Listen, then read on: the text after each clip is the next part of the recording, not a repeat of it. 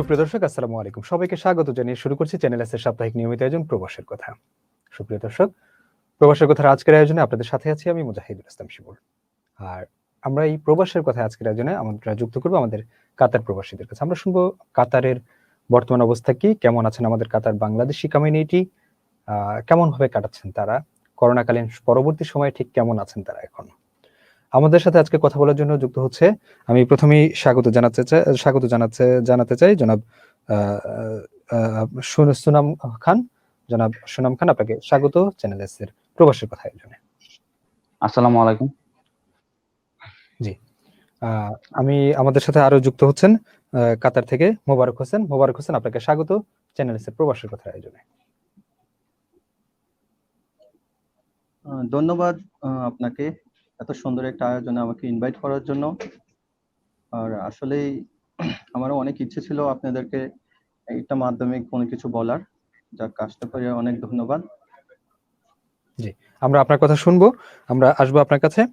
সুপ্রিয় দর্শক, মূল আলোচনায় যাওয়ার আগে প্রত্যেকে জানিয়ে রাখতে চাই, আমাদের চ্যানেল এস এর সাপ্তাহিক নিয়মিত আয়োজন প্রবাসের কথা শুধুমাত্র প্রবাসী বাংলাদেশি কমিউনিটির জন্য, এবং এই প্রবাসী বাংলাদেশি কমিউনিটি আমাদের এই প্রোগ্রামে আসবে।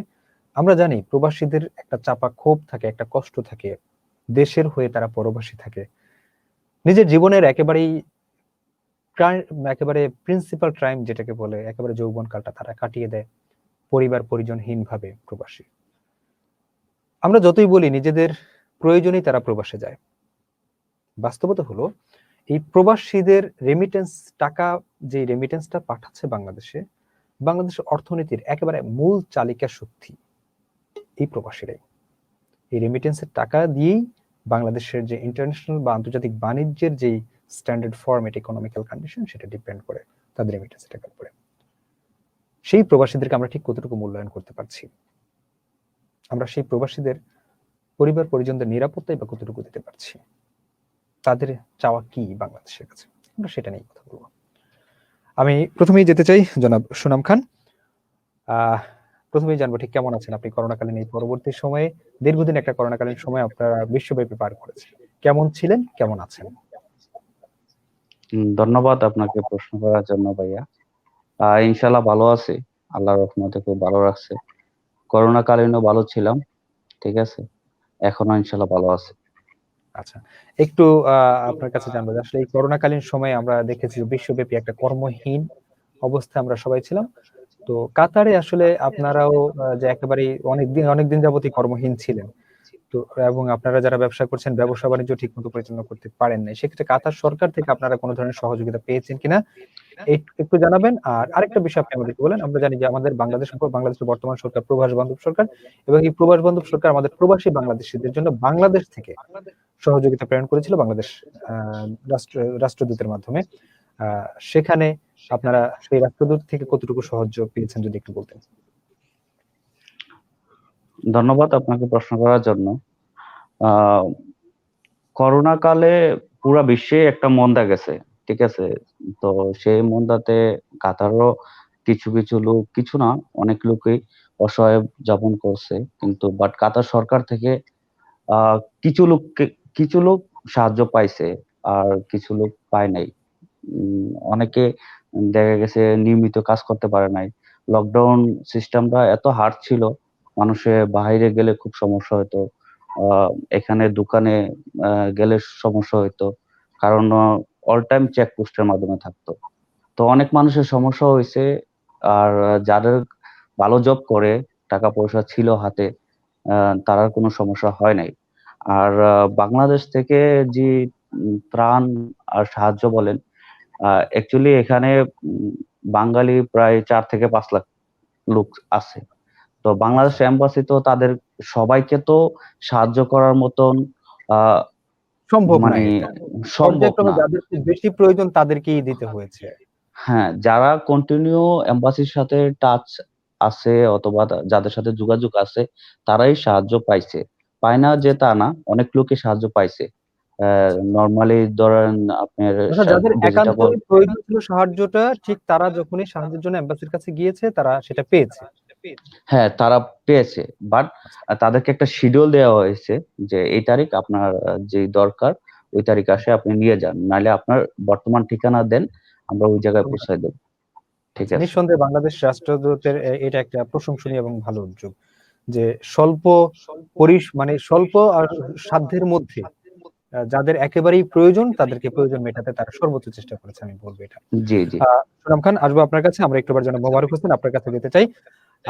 ঠিক একই প্রশ্ন আপনার কাছেও করতে চাই। আসলে আমরা জানি যে এই করোনাকালীন সময়ে আমরা যে একটা দীর্ঘ সময় লকডাউনে ছিলাম, সেখানে আমরা যারা পরিবার পরিজনের সাথে ছিলাম, আমরা হয়তোবা পরিবার পরিজনের সাথে ঘরের মধ্যে থেকে কোয়ারেন্টাইনে থেকে একটা ভালো সময় পাস করেছি। আপনারা যারা কাতারে ছিলেন, আপনাদের হয়তোবা পরিবার পরিজন বাংলাদেশে থাকে, তো কাতারে আপনারা আপনাদের হয়তোবা যে রুমমেট আছে তাদের সাথে এই সময়টা পাস করেছেন, ঠিক কেমন কাটিয়েছেন তাদের সাথে একটা লম্বা সময় বন্দি অবস্থায়? ধন্যবাদ আপনাকে এত সুন্দর করে কোশ্চেন করার জন্য। আসলে করোনাটা এমন একটা জিনিস, কোভিড-19 এর জন্য আসলে সবাই একটা আতঙ্কতে ছিল। আর বিশেষ করে যারা প্রবাসীরা ছিল, তো আদার্স কান্ট্রি থেকে আমাদের যে কাতার মোটামুটি কমই ছিল করোনার যে প্রভাবটা। যাই হোক, আমি যেটা রুমে কাটছিলাম, যেটা আমি নিজেও কোভিড-19 এর মধ্যে ছিলাম, কেননা আমার রুমমেটের একজনের হয়েছিল। তো ওর মাধ্যমে আমি 15 ডেজ যে একটা রুমে ছিলাম। আসলে এটা আপনার সবচেয়ে একটা বোরিং মুহূর্ত। এমনিতেই দেশ ছাড়া আসছি, তারপরে দেশ ছাড়া থাকাটাও কষ্টদায়ক। তার মধ্যে কোভিড-19 এর এত একটা ঝামেলা, এটাও আসলেই কষ্টদায়ক। তো টোটালি যেটা বলতে চাচ্ছি যে কোভিড-19টা আমাদের জন্য, মানে আমাদের জন্য এবং প্রবাসী যারা আছে সবার জন্যই একটা মানে দুঃখজনক একটা জিনিস। তো মোটামুটি আলহামদুলিল্লাহ যতটুকু পারছি ভালোই কাটছে মোটামুটি। ধন্যবাদ আপনাকে। আচ্ছা, আমি একটু যদি আপনার কাছে জানতে চাই যে আসলে আহ মানে আমার দেখা সবচেয়ে দীর্ঘ সময় 24 আওয়ার বাসায় স্টে করেছি। একেবারে সবচেয়ে মানে আমার কখনোই লাইফে কখনোই এতটা সময় বাসায়, যে ইচ্ছার বাইরেও বাসায় থাকতে হবে। তো আসলে Yes, রুমমেটরা যখন থাকে তখন সেটা একটা আলাদা পরিবেশ থাকে। তো এই যে yes. রুমমেটরা একটা লম্বা সময় ছিলেন, কখনো কোনো রুম মানে মনে হয়েছে কিনা সময়টা খুব বিরক্তিকর যাচ্ছে, বা কিছু করতে পারতেছেন না এমন কিছু, বা এমন মনে হয়েছে কিনা? হ্যাঁ, এমন মনে হয়েছে। ধন্যবাদ আপনাকে। আসলে আমি যখন 15 ডেজ কোভিড-19 এ আমি কোয়ারেন্টাইন ছিলাম, তো আসলে আমি অনেক চেষ্টা করছি একটু মার্কেটে যাওয়ার জন্য। কেননা আমরা যারা প্রবাসী থাকি তারা কিন্তু আমরা কন্টিনিউ অফ ডে পাওয়া যায় না। যার কারণে আমরা একটা অফ ডের জন্য মানে এক উইকলি একটা অফ ডে আসে, ওইটার জন্য আমরা বসে থাকি। কিন্তু যখন আমি 15 ডেজ একটা রুমে ছিলাম, তো আমার অনেক ইচ্ছে ছিল যে মার্কেটে যাওয়া, কিংবা একটু ঘোরাঘেরা, একটু বন্ধুদের সাথে আড্ডা দেওয়া, কিংবা একটু ক্রিকেট খেলা। কিন্তু আসলে এটা করতে পারি নাই, কারণ এত সিকিউরিটি ছিল যে আমি জাস্ট ওয়াশরুমে যাইতাম আর রুমে আসতাম, এতটুকুর মধ্যেই ছিল, সীমাবদ্ধ ছিল। তো এটা আচ্ছা, আসলেই কি বলবো, একটা মানে বোরিং, বেশি একটা বোরিং টাইপের ছিল আর কি। বাট তারপরে আমরা এইটা আর বাধ্য কি। হয়ে করতে হয়েছে। জি, মোবারক হ্যাঁ, হোসেন, আমরা হ্যাঁ। আসবো আপনার কাছে। আমি একটু এবার জনাব সুনাম খান আপনার কাছে জানতে চাইবো যে আসলে আহ প্রবাস জীবন আপনি কাটাচ্ছেন প্রায়, আমরা জানি যে প্রায় 7 বছর আপনি প্রবাসে আছেন, এবং ঠিক প্রবাসে যাওয়ার পর আমরা বাংলাদেশী অনেক লোকজন আছি যারা মানে বিদেশ বলতেই শব্দটা একটু আলাদা হয়, যে বাংলাদেশে কি করে আমি বিদেশ যাবো, সেটা যেই কাজই হোক, ওইখানে কি কাজ করবি সেটা বেছে না, আমি বিদেশ যাবো। এখন যাওয়ার পরে তারা বলে বাংলাদেশে ভালোই ছিল। তো এই যে যাওয়ার একটা আকুতি, এটা ঠিক আসলে কেন হয়? আর যাওয়ার পরে কেনই বা বলে বাংলাদেশে ভালোই ছিলাম, একটু যদি বলতেন। অ্যাকচুয়ালি ভাইয়া আমি আমার আমি এক ফ্যামিলিতে আমি একাই। ঠিক আছে। আচ্ছা, আমার আম্মার কোনোদিন শখ ছিল না যে আমার বাইরে পাঠাবে। বাট আচ্ছা, আমার একটা থিঙ্কিং ছিল যে দেশে আমি লেখাপড়া করতেছি, জব কত টাকা স্যালারি পাবো, অল্পতে যে বড়লোক হওয়াটা, এই চিন্তাটা হুম, মাথায় আসে। ঠিক আছে। আচ্ছা, তো আমি চিন্তা করলাম যে হ্যাঁ, কম সময়ে আমি যদি কিছু টাকা বিদেশে যে কিছু টাকা অর্জন করতে পারি, দেশের জন্য হুম, ভালো, রেমিটেন্সের জন্য ভালো। তো আসি আচ্ছা, দেশে, এই দেশে আসার পরে দেখি পরিস্থিতি 52 টেম্পারেচার। গরমকালে এখানে অলমোস্ট 45, 43, 45 টেম্পারেচার থাকে। ঠিক আচ্ছা, আছে। এই টেম্পারেচারে বাইরে কাজ করাটা খুব কষ্টদায়ক, বিশেষ করে আমাদের বাংলাদেশে যারা নাকি 37, 35 টেম্পারেচারে আমরা বাংলাদেশে থাকি সবসময়। এই জায়গায় 45, 43-তে টেম্পারেচারে কাজ করাটা খুব দুঃখজনক। তো ওই সময় আসার পরে একাত্তর যে জিনিসটা, এখানে হুম, চাইলেও আপনি একজনকে ভাই বানাতে পারবেন না। দেশে আপনি এনি ডিস্ট্রিক্টে যান, নিজের ভাষা বলতে পারতেছেন, আহ গুছায় কথা বলতে পারতেছেন, কোনো জিনিস খাইতে পারতেছেন, ঠিক আছে, স্বল্পর মধ্যে সবকিছু হইতাছে। বাট এই দেশে আসার পরে বোঝা যায় যে কষ্টটা কি জিনিস, ঠিক আছে। আমরা আমরা যে সময় কোম্পানিতে কাজ করছি, স্যালারি পাইতাম, পাওয়ার 10 দিনের মধ্যেই আমাদের টাকা পয়সা সব শেষ হয়ে যেত। ফার্স্ট ফ্যামিলি প্রায়োরিটি দিতাম আমরা, ঠিক আছে। তারপরে আত্মীয় স্বজনের চাহিদা পূর্ণ করতে হইতো, নিজের একটা চাহিদা আছে, নিজের চলাফেরার খরচ আছে, টোটালি মানে গুছা যাইতাম যে আসলাম এত হাজার টাকা স্যালারিতে, আসার পরে এখন আমরা আমি শূন্য, 10 দিন পরে আমি শূন্য হয়ে যাই, ঠিক আছে। এরপরে এর থেকে উদ্ধার করে নিতে হয়।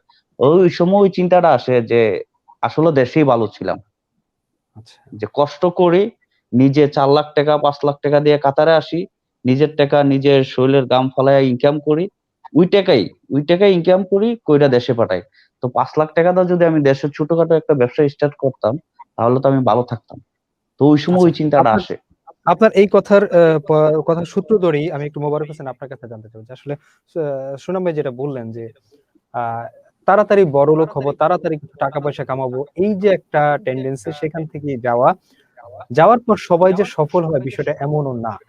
আবার সেখানে যখন এই কষ্টটা ভোগ করে তখন আবার দেশে ফিরে আসতে মন চায়।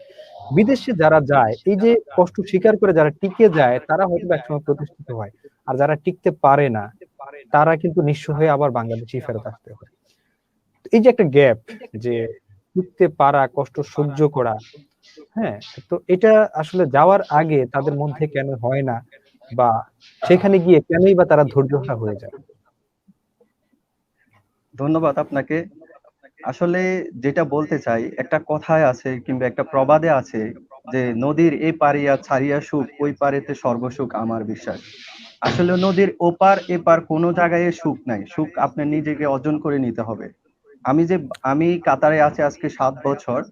7 বছরের মধ্যে আমি একটা ঈদ করতে পারি নাই, টোটাল প্রায় প্রায় 15টা ঈদ আমি করতে পারি নাই। এটা আমার সবচেয়ে একটা প্লাস, মানে দুঃখ। যেটা যেটা আমি কিভাবে বলবো যে একটা ঈদ কত খুশির একটা জিনিস, এই জিনিসটা আমরা উপভোগ করতে পারি না। আসলে যখন বাস্তবতা আসে, যারা আসে সেই বোঝে, কিন্তু যারা বাহারের যে লোকগুলা আছে তারা কিন্তু বুঝবে না। তো এই জন্য আপনার একটা কিছু করতে গেলে আমরা ডিসিশন একা নিতে গেলে একটা হিমশিম খেয়ে যায়, কনফিউজের মধ্যে থাকি। আসলে দেশে কি কিছু করতে পারবো, কিংবা আমি কি বাইরে যেয়ে কিছু করতে পারবো? দেশে আমি একটা কিছু করতে গেলে দেখা গেছে যে আমার একটু আনইজি ফিল হয়। ঠিক আছে, আমি একটা ইজিলি যে কাজটা আমি দেশে করতে পারি না, এই কাজটা আমরা কিন্তু প্রবাসে এসে এটা নর্মালি করতে করতে পারতেছি। ঠিক আছে, কেননা দেশে আত্মীয় স্বজন, পাড়া প্রতিবেশী, বন্ধু বান্ধব দেখে তাদের সামনে আমরা হয়তো একটা নর্মাল কাজ আমরা করতে পারি না, কেন নিজের একটা প্রেস্টিজের মধ্যে লাগে। কিন্তু এই কাজটা কিন্তু আমরা প্রবাসে আইসা খুব ইজিলি করতে পারি, কেননা এখানে সবাই নিজের জীবন অতিবাহিত করার জন্য আসে। আর এখানে কাজকে কখনো অবমাননা করে না, কাজকে সম্মান দেয়, যার কারণে বহির্বিশ্বে যারা আছে সবাই এই বাইরে কাজ করতে খুব ইজিলি ফিল করে। যার কারণে কনফিউজের মধ্যে পড়ে যায়, আসলে আমি কি দেশে কি করব নাকি বাইরে আসে কিছু কি করব। আসলে এইটা থেকেই কিন্তু আমাদের মধ্যে একটা কনফিউজ সৃষ্টি হওয়ার কারণেই কিন্তু আমাদের মধ্যে এই ধারণাটা চলে আসে, আসলে আমি দেশেই ভালোই ছিলাম, কিংবা বাইরে আসলে বাইরে ভালো, এরকম একটা চলে আসে আর কি। ধন্যবাদ আপনাকে। জি, আমি একটু জনাব সুনাম খান আপনার কাছে জানবো যে আসলে এই যে প্রবাসে যেটা মোবারক হোসেন যেটা বললেন যে আসলে ওখানে গিয়ে কোনো কাজকে প্রেস্টিজিয়াস মনে না করা, যে কোনো কাজ করা, এবং ওখানকার কালচারটাই এমন। তো এই কালচারটা নিয়ে এই প্রবাসী আপনারা যারা আছেন, আপনারা যদি বাংলাদেশে এসে এই টেন্ডেন্সিটা আপনারা যদি শুরু করেন, আপনার কাছে কি মনে হয় যে বাংলাদেশীদের মধ্যে ধীরে ধীরে এই টেন্ডেন্সিটা দূর হবে কিনা? বাংলাদেশও উন্নত রাষ্ট্রগুলোর মতো যে যার যার কাজ করবে, কাজকে কখনো ছোট করে না দেখার এই প্রবণতাটা বাংলাদেশে চালু করা যাবে কিনা? আপনি কি মনে করেন? ধন্যবাদ ভাইয়া, প্রশ্নটা খুব সুন্দর একটা প্রশ্ন। ঠিক আছে, আমরা চাইলে বাংলাদেশে যেয়ে অনেক কিছু করতে পারবো। ঠিক আছে, এখানে অনেক মানুষ আছে যে দেখেন, একটা ছেলে ইন্টার কমপ্লিট করে অথবা ডিগ্রি কমপ্লিট করে কিন্তু কাতার বিভিন্ন রাষ্ট্রে চলে যায়। সে চাইলে নতুন আইডিয়া দিয়ে যে কোনো একটা কাজ করতে পারে, কিন্তু ওর যে ব্যাক সাপোর্ট, ম্যান পাওয়ার লাগবে, টাকা পয়সা লাগবে, তারপরে আপনার মানসিক ফ্যামিলির যে একটা সাপোর্ট ওইটা লাগবে, মানে টোটালি ওর একটা প্যাকেজ নিয়ে নামতে হবে।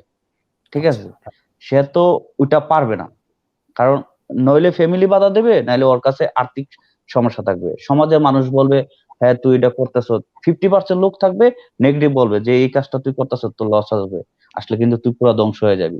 ঠিক আছে, কিছু ভালো লোক আছে যারা নাকি জ্ঞান অর্জন আছে, তারা বলবে না তুই নাম, উপরওয়ালা দেখবো, যেটা না একটা হইব। কিন্তু প্রবাস থেকে যাওয়ার পরে ওই যদি কিছু টাকা একত্র করার পরে ওর ভিতরে ওই চিন্তা ভাবনা চলে আসে যে আমি এত কষ্ট করে 7-8 বছর আমি বিদেশে কামানোর পরে আমার যে সেভ টাকাটা, এটা দিয়ে যদি আমি একটা ব্যবসায় নামি, ঠিক আছে, ছোট ব্যবসা নামি, যদি লস খাই, অনেকে বিয়ে শাদী করে, বেবি বেবি ছেলে মেয়ে থাকে, তাদের ফিউচারের চিন্তা ভাবনা করে, কিন্তু তারা কোনো ধরনের রিস্ক কাজ করে না। কিন্তু এই দেশে যে কোনো কাজ হয় করতে পারে, মাথায় 50 কেজি, মানে বাংলাদেশে একটা ইটের কেজি কত হবে, 10 কেজি। এই দেশে একটা ইট বলে তাবুকের কেজি হয়েছে 40 থেকে 50 কেজি। ওই কিন্তু এটা মাথায় নিতেছে, নিয়ে কাজ করতেছে, কিন্তু দেশে কিন্তু এটা ওই করবো না।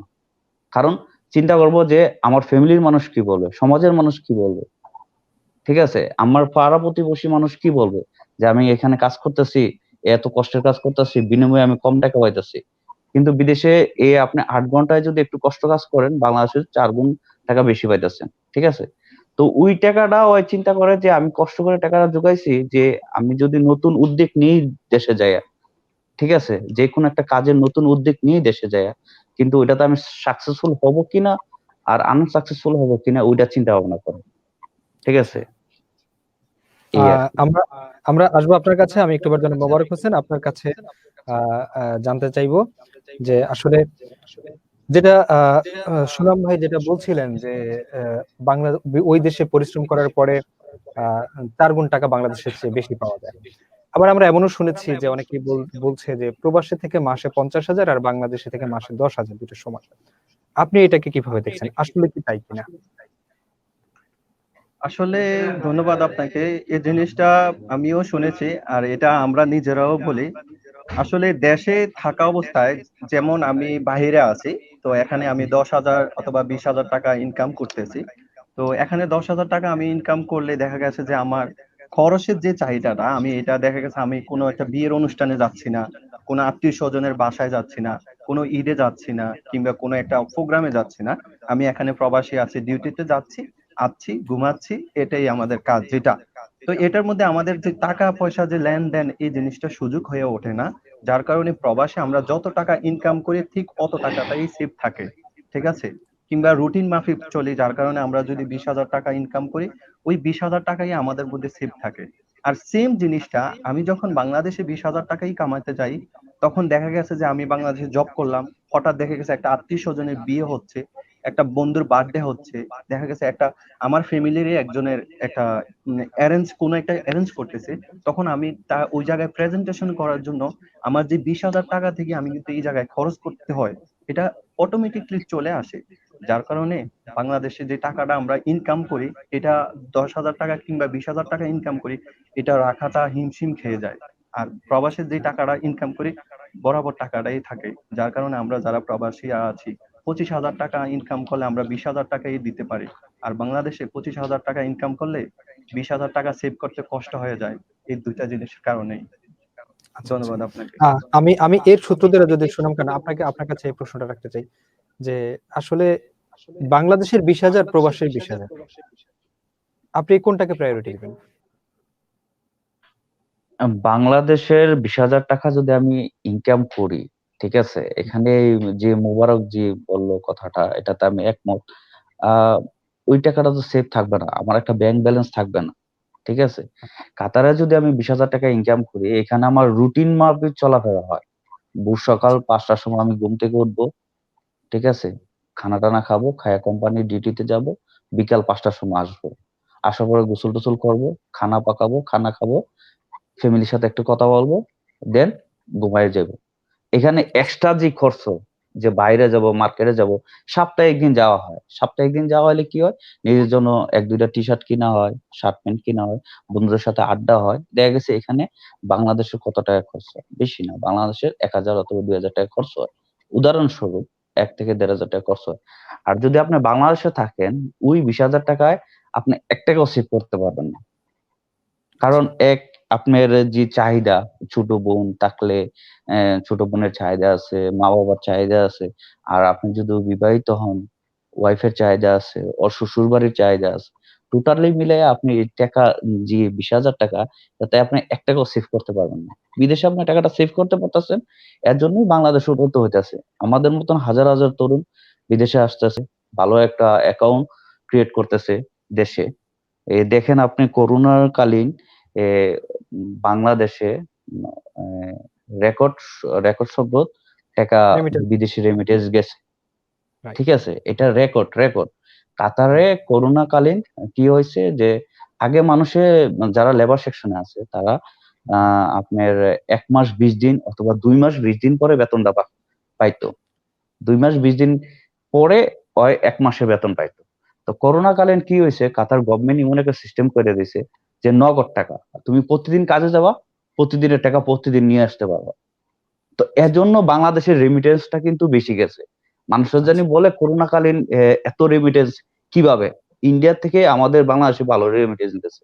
পুরো রেমিটেন্স ওয়ার্ল্ড দিতে এর হবে। মধ্যে মেবি বাংলাদেশে 1 নম্বর না 2 নম্বর হয়েছে রেমিটেন্স এর দিক থেকে, এই যে করোনা কালীন। তো এটা কিভাবে হইতাছে, কোন একটা সরকার যদি এই এই আচ্ছা টোটালি যে সাবজেক্টটা হলো যে এই যে আমাদের টাকা প্রতিদিনের টাকা প্রতিদিন দিয়ে দিতেছে, আমার সেভ হইতাছে, যে প্রতিদিন আমরা প্রতি মাসিক একটা অ্যামাউন্ট করে দেশে পাঠাইতেছি। কিন্তু বাংলাদেশে যদি এই করোনাকালীন মানুষের চলাফেরাটা এত কষ্ট হয়ে গেছে, ওর কাছে যদি 20,000 টাকাও থাকতো, আপনার একটা মাস্কের দাম 1 টাকা থেকে 10 টাকা হয়ে গেছে বাংলাদেশে। তো ডাবল হুম। খরচ হয়ে গেছে। তো ওই কিভাবে টাকাটা সেভ করবে? সেভ করা তো সম্ভব না। আচ্ছা। আমরা আসবো আপনার কাছে। আমি এবার একটু জনাব মোবারক হোসেন আপনার কাছে জানতে চাই যে আসলে আপনি একটু আগে কথায় বলছিলেন যে আপনি গত 7 বছরে 15টা ঈদ আপনি দেশে করতে পারেননি, পরিবার পরিজনের কাছে সাথে করতে পারেননি। তো আসলে এই যে মানে আমরা জানি যে বাংলাদেশে আমরা বাঙালি জন্মগতভাবে আমাদের একটা স্বভাব আছে, সেটা হলো নারীর একটা টান থাকে আমাদের। যে আমরা যখন দেখি ঈদ, বৈশাখ, পূজা, পার্বণ, এই অনুষ্ঠানগুলোতে, ধর্মীয় সামাজিক অনুষ্ঠানগুলোতে আমরা একজন আরেকজনকে বাড়িতে দেওয়া, আতিথেয়তা দেওয়া, এই জিনিসগুলো আমাদের ভিতরে ব্যাপক কাজ করে। এটা আমাদের একটা ঐতিহ্য। তা আসলে প্রবাস জীবনে আপনারা যখন ঈদের দিনগুলোতে আসে তখন আসলে আ এই যে বললেন যে আপনি ৭ টা ঈদ করতে পারেন নাই। এটা তখন কি করেন আসলে? একটু যদি বলতেন। আপনার মনের আকুতি। আচ্ছা, আমি যেটা বলতে চাচ্ছি যে আপনার কোশ্চেনটা এমন ছিল যে আমি ওই ঈদে কি করি? জি। আসলে যারা প্রবাসে আসে তারা কিন্তু নিজে ইচ্ছায় আসে না। বাস্তবের কাছে হেরে যায় তখনই প্রবাসের নামটা নেয়। ৭ বছরের এই ঈদগুলার মধ্যে যদি বলেন ঈদের দিন বন্ধ থাকে, হ্যাঁ ঈদের দিন বন্ধ থাকে। কিন্তু আমার দিকটা যদি ভাবেন তাহলে আমি বলবো আমি ঈদের দিনের 14টা ঈদের মধ্যে আমি প্রায় 12টা ঈদের মধ্যেই ডিউটি করছি। কেন জানেন? কারণ ওভার টাইম দিত ডাবল। টাকার জন্য এতই ছিলাম যে বন্ধের দিনে ডিউটিটাও আমি ঈদকে ঈদ ভাবি নাই। তো ঈদের দিনেও আমি ডিউটি করতে গেছি। অবশ্যই আপনি বলবেন যে ঈদের দিন আপনি একদিন নাও করলে করতে পারেন, তাও কেন করছেন? আসলে আমি দেখা গেছে যে একদিনে আমি 100 টাকা ইনকাম করি কাতারি রিয়াল, কিন্তু ঈদের দিন আমি ডিউটি করলে 200 টাকা, আর এই 200 টাকার জন্যই আমি ঈদের দিন ডিউটিতে যেতে বাধ্য হয়, আর এই টাকার জন্যই এই এটা করতে হয়। আর কেউই চায় না যে সেই ঈদের দিন, হ্যাঁ, সবাই চায় যে ঈদের দিন একটু মজা মাস্তি করে ফ্রেন্ড সার্কেলের সাথে সবার সাথে একটু আড্ডা দেখ। কিন্তু কিছু আমরা যারা প্রবাসী আছে, কিন্তু ওই টাকার পিছনে কিংবা ভালো একটা অ্যামাউন্ট পাবো, যার কারণে ঈদের দিন আমরা ডিউটি করতে যাইতে হচ্ছে। আসলে এটা মনের অনিচ্ছা সত্ত্বেও আমরা এটা কিন্তু করতে হচ্ছে শুধু এই টাকার পিছনে। আসলে টোটালি যেটা বলতে চাচ্ছি যে আমাদের যে অ্যামাউন্টটার জন্যই কিন্তু আমরা এই প্রবাসে আসা। আর এই আমি চাচ্ছি না যে মানে কোনো একটা জিনিস একদিন মিস করুক, আমার একটা স্যালারি একটু কম আসুক। হ্যাঁ, টাকার জন্য যেহেতু আসছি, তাই আমি ফ্রাইডে যে বন্ধ থাকে ওই বন্ধের দিন আমি নিজেও ডিউটি করে আসছি। আজকে 3 বছর প্রায় আমি একদিনও ডিউটি অফ দিই নাই। কিন্তু ফ্রাইডে ডিউটি করে আসছি শুধু টাকার জন্য, আর আমার এই ফ্যামিলিকে সুখ দেওয়ার জন্য। তো যাই হোক, ফ্যামিলি সুখ থাকলে আমিও সুখ, এটাই। যার কারণে ওই ঈদের দিনও আপনি ডিউটি করতে হয় আর কি, কষ্টে আর অনিচ্ছা সত্ত্বেও। ধন্যবাদ আপনাকে। আচ্ছা। আপনার কাছে একটু জানতে চাই যে ঈদের দিন যখন আপনার পরিবার পরিজন থেকে ফোন আসে, কি করছো? কেমন আছো? তখন কি বলেন? আসলে এই ঈদের দিন একদিন আমাদের কাতার কিংবা বাংলাদেশের মধ্যে একদিনের পার্থক্য থাকে। তো একদিন আগে থেকেই বলে থাকি যে আমার 8টা থেকে রাত্রে 8টা পর্যন্ত আমার ডিউটি আছে, তো এই সময়টায় আমি আসতে পারবো না। তো তাদের সাথে একটা কম্প্রোমাইজ করে রাখি যে আমি এই সময়ে আসবো, কিংবা এই সময়ে আইসা আমি কথা বলতে পারবো, সময় দিতে পারবো। তখন আসলেই কান্নামুখী হয়ে যায় যখন ঈদের সকালটা সবাই যায় দেখি। তো মাঝে মধ্যে আমরা যখন প্রবাস থেকে ঈদের সময় একটা ভালো অ্যামাউন্ট দিতে পারি, যখন তারা আপনার ভালো জামা কাপড়, ভালো একটা জামা কাপড় পরে যখন ভিডিও কল দেয় আমাদের কাছে, আসলে এই সুন্দর জামা কাপড় আর এত সব তাদের হাসি, তাদের খুশি দেখে এই যে আমাদের যে ডিউটি করা আর এই প্রবাসে থাকার এই কষ্টটা আসলে ভুলে যাই। তখন সত্যি অনেক ভালো লাগে। আমি একজনের জন্য 5 জনে যদি সুখে থাকে, তাহলে রক্তের 5 জন যদি সুখে থাকে, তাহলে এর চেয়ে বড় সুখ কোথায় পাওয়া যায় বলেন? তাই একজনেই কষ্টটা বিসর্গ করে দেই। আর ওইভাবেই তাদেরকে এই একটু সময় দেখেই মনটা একদম ভরে যায় যে খুশিতে। আর এইভাবেই আসলে তাদের সাথে কথোপকথন হয় আর কি। ধন্যবাদ আচ্ছা, আপনাকে। আমরা আসবো আপনার কাছে। আমি সুনাম খান আপনার কাছে এবার জানতে চাইবো যে আসলে মোবারক হোসেন যেটা বলছিলেন যে একজনের পরিবারের সুন্দর জামা কাপড়টা যখন দেখি ঈদের দিন, তখন নিজের কষ্টটাই ভুলে যাই। নিজে যে আহ, না পাওয়ার, নিজে ঈদে যে পরিবার না, সেই কষ্টটা আমি ভুলে যাই তাদের হাসি দেখে। এই যে পরিবার পরিজনের হাসির বিনিময়ে নিজের এত বড় একটা আত্মত্যাগ, কখনো পরিবারের কাছ থেকে কোনো রিটার্ন কিছু আশা করেছিলেন কিনা, বা আপনি যেটা আশা করছিলেন পরিবারের কাছে সবসময় সেটা পেয়েছেন কিনা, বা যদি না পেয়ে থাকেন সেই ক্ষেত্রে আসলে সেই কষ্টটাকে কিভাবেই বা নিয়ন্ত্রণ করেন? ধন্যবাদ আপনাকে। আহ, আমি যে সময় আমার বয়স যখন 4, ওই সময় আমার বাবা মারা যায়। ঠিক আছে, আমার বাবা একজন পুলিশ ছিলেন। তো ওই ওইখান থেকে আমার মা আমার খুব কষ্ট করে লালন পালন করে এত বড়, আজ আমি এত বড়। তো প্রতি বছর যে ঈদের যে একটা মানে সুখ, ঠিক আছে, এটা তো পাই না। আহ, মা থাকে বাড়িতে, আমি কাতারে, এবং কি আমার ছোট বোন আছে, ছোট বোনের 2টা ছেলে আছে। তো তারাও আমাদের সাথে ঈদ করে, যে রোজার যে ঈদটা, এটা করে। তো দেখা গেছে কি প্রতি ঈদেই মায়ের সকালবেলা কান্নাকাটি করে যে এতগুলা খাবার রান্না করলাম, সেমাই, তারপরে পায়েস, এগুলা রান্না বান্না করলাম, কে খাবে, মানে কে খাবে। ওই যে একটা সান্ত্বনা, যে সান্ত্বনা, সান্ত্বনা দেই। আর এছাড়া তো আর কোনো কিছু দিতে পারবো না। যে ইনশাল্লাহ আম্মা চিন্তা করেন না, কুরবানি ঈদ আপনার সাথে করব, ঠিক আছে, জি একটা আশা দিয়ে রাখি।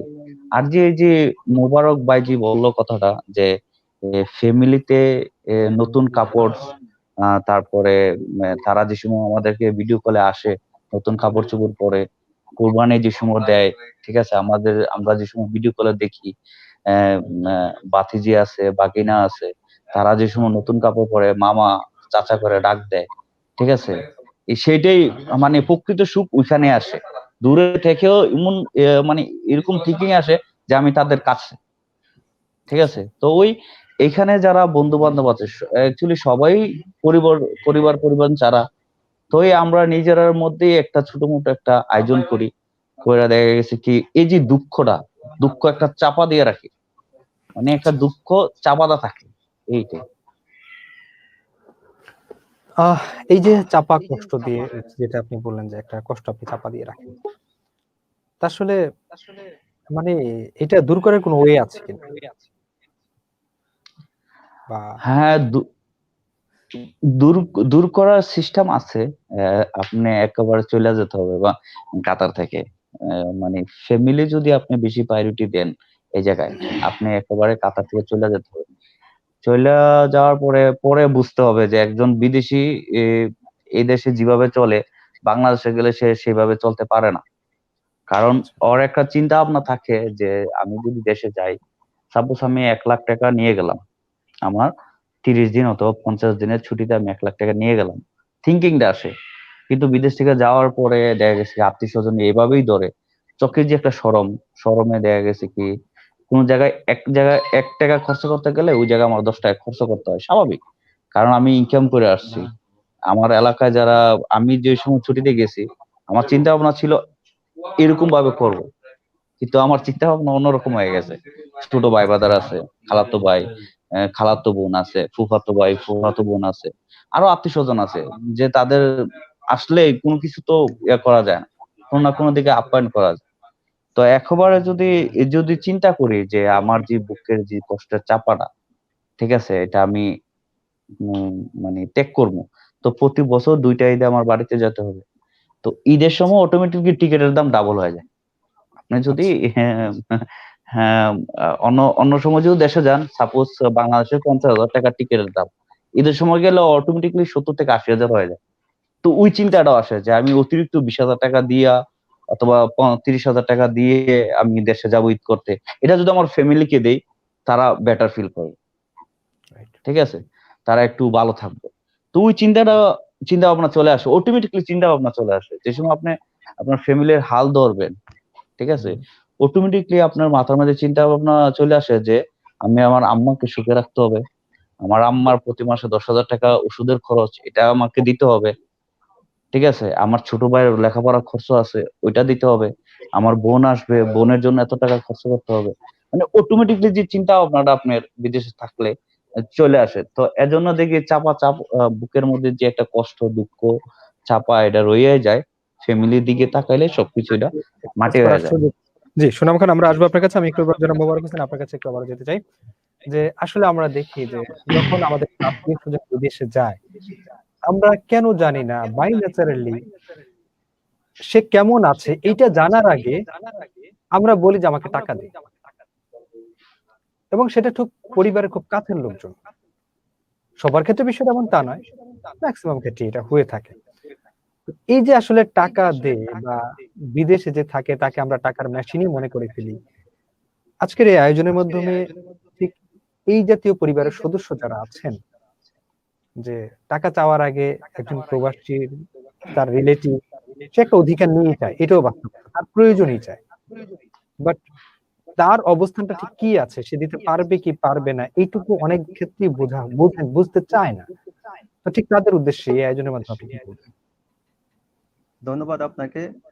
আসলে এই জিনিসটা পরিস্থিতি যখন এমন একটা পর্যায়ে চলে আসে, তখন পরিবার অবশ্যই আমি একটা খুঁটি, যখন যারা প্রবাসে থাকে তারা একটা খুঁটি স্বরূপ থাকে।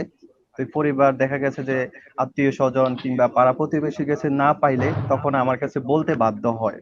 তো আমি তাদের উদ্দেশ্যে একটা কথাই বলি, ফ্যামিলি যারা আছেন, একটা কথা মনে রাখবেন, যারা প্রবাসে আছে, আপনার ছেলে মেয়ে ভাই বোন আত্মীয় স্বজন কিংবা আপনার ওয়াইফ হাজবেন্ড যেটাই হোক, আপনারা যখন মাস শেষে টাকা চাইবেন, তাদেরকে একটু কষ্ট করে জিজ্ঞাসা করবেন, তুমি কি ভালো আছো, তোমার কি টাকাটা প্রয়োজন, যদি তোমার প্রয়োজন হয় তাহলে তুমি রাখো, অনেক তো দিয়েছো। এরকম কিছু আস্ক করবেন আপনারা যারা আছেন দেশে টাকা খোঁজার আগে। কারণ আমরা চেষ্টা করি যে মাস শেষ হবে কখন টাকাটা পাবো আর আপনাদেরকে দিব, কিন্তু আপনাদেরও একটা দায়িত্ব থাকবে যে টাকা চাওয়ার আগে অবশ্যই আমাদের অবস্থান, আমাদের ঠিকঠাক খাওয়া দাওয়া, আমাদের স্বাস্থ্যের অবস্থান কিংবা আমাদের যে হবিটা ওইটা পূরণ হচ্ছে কিনা, এটাও আপনারা কিন্তু দেখতে হবে। তাই পরিবার কিংবা দেশে যারা আছেন সবার কাছে এটাই আমার উদ্দেশ্য, এই কথাটাই আপনারা আমাদের।